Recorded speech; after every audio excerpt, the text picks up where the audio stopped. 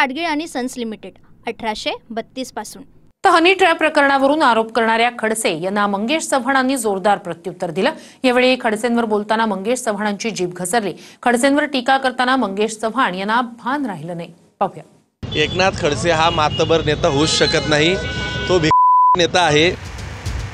एकनाथ खडसे आणि मंत्री गिरीश महाजनांमध्ये शीतयुद्ध सुरू असतानाच अजून एका भाजप आमदारानं या वादात उडी घेतली।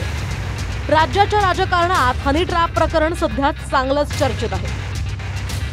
हनी ट्रॅप प्रकरणात खडसेंनी केलेल्या गंभीर आरोपांना उत्तर देताना आमदार मंगेश चव्हाणांची जीभ घसरली आहे।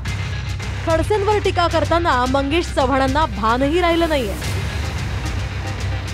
ज्या पद्धतीने जिल्ह्याचं नाव बदनाम होतं आहे, ज्या पद्धतीने अर्ध अपुऱ्या माहितीच्या आधारे एकनाथ खडसे नेत्यांची बदनामी करता आहेत, एकनाथ खडसे हा मातबर नेता होऊच शकत नाही, तो नेता आहे। त्यांनी अनेक महिलांशी अनैतिक संबंध ठेवलेत। मी जबाबदारीने तुम्हाला सांगतोय, जसं तुम्ही लोढांचा सांगतायत की लोढांनी तुम्हाला सांगितलं म्हणून तुम्ही ते आरोप करतायत, तुमच्या विरोधात देखील मला अशाच लोकांनी येऊन सांगितलं आहे। हनी ट्रॅप प्रकरणाच्या आरोपांनंतर भाजप आमदार यांची एकत्रित पत्रकार परिषद घेत खडसेंना घेरण्याचा प्रयत्न करण्यात आला। याच वेळी खडसेंवर भाजपकडून अनेक आरोप करण्यात आले की आपण आमचे नेते आदरणीय गिरीश भाऊ यांच्यावरती आरोप करणे सोडा, कारण नसताना बिनबुडाचे आरोप करणे सोडा, ते सोडावे लागतील। त्याचं कारण असं यामुळे या संपूर्ण जिल्ह्याचं नुकसान होत आहे। नेते नामदार गिरीश भाऊंनी कितीदा आव्हान केलं की तुमच्याशी पुरावे असेल तर तुम्ही पुरावे द्या। 21 1000 वेळेस सांगितलं की पुरावे असेल तर पुरावे द्या, पण मला वाटतं तसं होत नाही आणि विनाकारण कुठेतरी दिशाभूल करायची आणि जिल्ह्याचा विकास, शहरातला विकास कुठेतरी कसा थांबेल हा प्रयत्न केला जातोय। आता माझा एक वीक पॉइंट आहे, थोडा मीडिया दिसला, समोर माईक दिसला की त्यांच्याकडनं काही कंट्रोल होत नाही, ते सुरू होऊन जातात। हे तुम्हाला सांगतो, त्या मानाने गिरीश भाऊने खूप तथ्य पाळली, खूप स्वतःवर कंट्रोल केलं। जेव्हा काहीतरी नको ते आरोप व्हायला लागतात तेव्हा माणूस शेवटी बोलतो। तर भाजपमध्ये असताना मी काय काम केलं हे गद्दारांना काय माहिती, असं म्हणत खडसेंनी महाजनांना उत्तर दिलंय।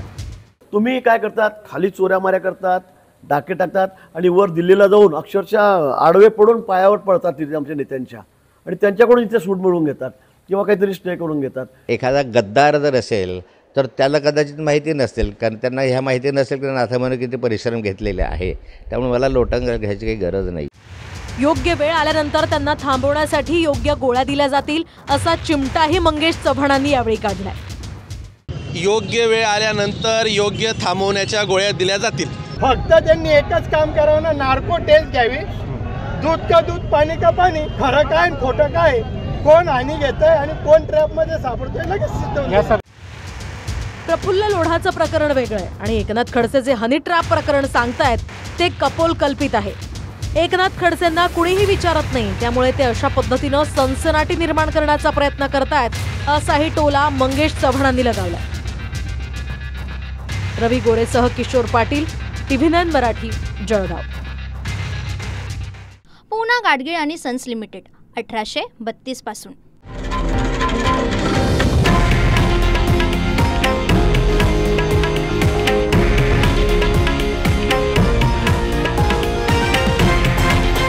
हे आहे देशातील नंबर 1 न्यूज नेटवर्क आणि आपण पाहत आहात TV9 मराठी, एकमेव।